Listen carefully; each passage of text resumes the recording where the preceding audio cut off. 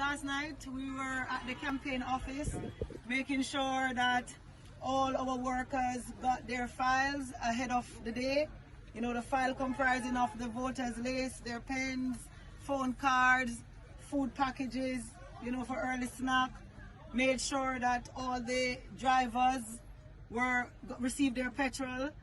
So that's pretty much how we spend touching base, especially with our outer town voters, making sure they know where to go and, you know, when they come in, who to meet them, who to receive them, that sort of thing.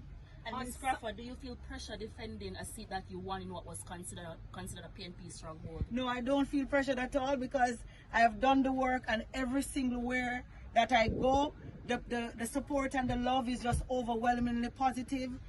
But just before coming here, I stopped at 7 polling stations across the constituency, and persons were literally running out of line, openly declaring that we're supporting you. Can we have a photo? You know, to be telling them thanks for the support, but you know, just calming them down so that we don't cause any obstruction. I've never seen anything like this, not even in 2020. Even as we move about, we have excited people who are not formal workers who are calling to say, Miss Crawford, I have a car ready.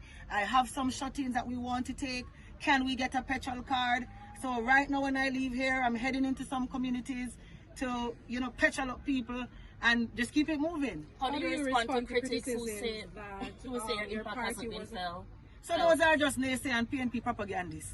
I'm asking, how do you respond to criticisms that your campaign wasn't as well funded by the party's hierarchy this time? No, my campaign was heavily funded. I won't disclose the figure now, but I've never received this amount of support from the party and the business community before. What's your proudest achievement to date? My proudest achievement is having been able, in less than 5 full years, to rehabilitate 47 roads across the community, the constituency, parish council roads, NWA roads, farm roads, and private roads. And are you confident that you will win against Donovan? Very, very confident, extremely confident. And on Sunday, you were at the site of a road repair in Knock Patrick. How concerned that, like, just a few days before the election, how concerned you were that you will be sending mixed signals? No, persons understand, and I've been very open and honest with my constituents. Persons know how the procurement process is.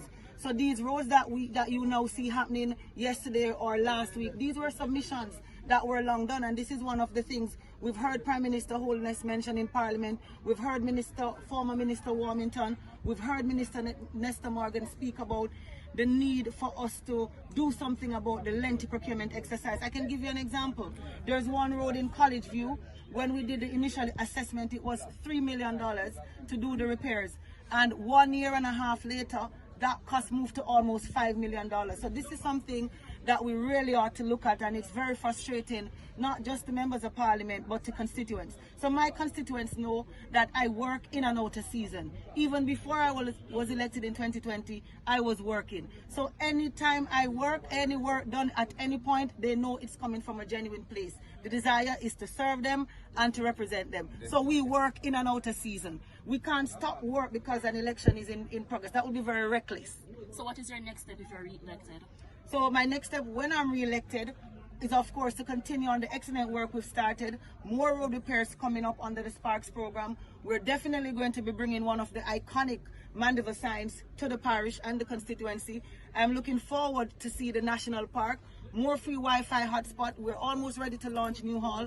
Comfort cricket field right there. We're building stands, we're doing some renovation. It's quite a lot of work. We'll continue investing heavily in education because, as I've said, it is my access to education and training why I can stand there as Member of Parliament. So I've heavily invested